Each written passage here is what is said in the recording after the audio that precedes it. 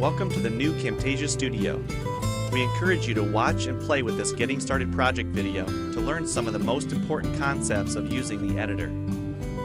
If you want more in-depth tutorials that will walk you through the entire process of recording, editing, and sharing your videos, then please watch the Getting Started tutorials using this link under the Help menu.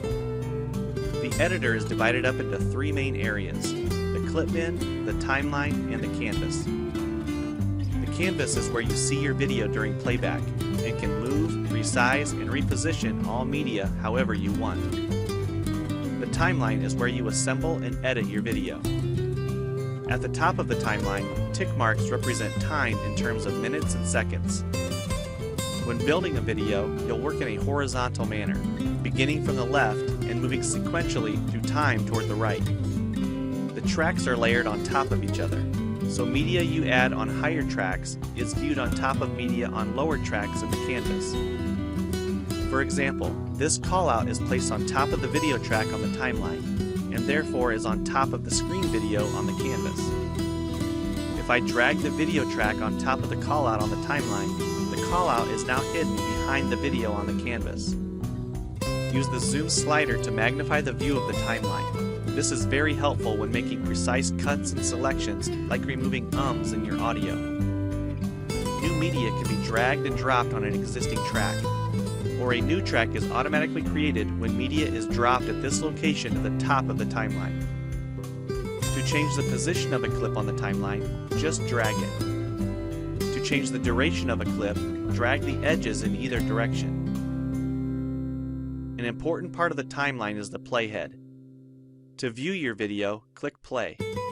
Notice how the video and the timeline's playhead stay in sync. Click anywhere along the timeline and the playhead moves to that point. To remove a portion of your video, make a selection with the green in point and red out point. Then, click the cut button. If you don't want media cut on a specific track, just click the lock icon. If you make a mistake while editing, press Ctrl-Z on the keyboard to undo, or choose Edit Undo. Double-click the playhead to deselect. Next, we'll look at the clip bin and the library. The clip bin holds recordings, audio files, images, and title slides being used in the project you're currently working on. The library stores video clips, intros, callouts, title slides, and other media assets you want to use from project to project. It is pre-populated with professional content you can use in your videos. You can download more media from our website by clicking this link. You'll find a lot more music, callouts, and animated titles to use in your projects, and it's all free. Once you find something you like this callout for example, just drag it to a track on the timeline and resize and reposition it as needed. Double-click the callout on the canvas to open the Callouts tab and edit the text, or change any of the text properties like color or size. You can find a number of other callouts to use in your projects by expanding the Shapes menu. You've probably noticed the video zooming in and out at times, for example here when it's zooming into the timeline.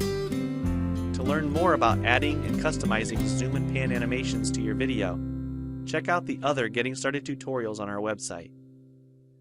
We've talked about some of the tabs already, but be sure to explore the others for adding and editing special effects.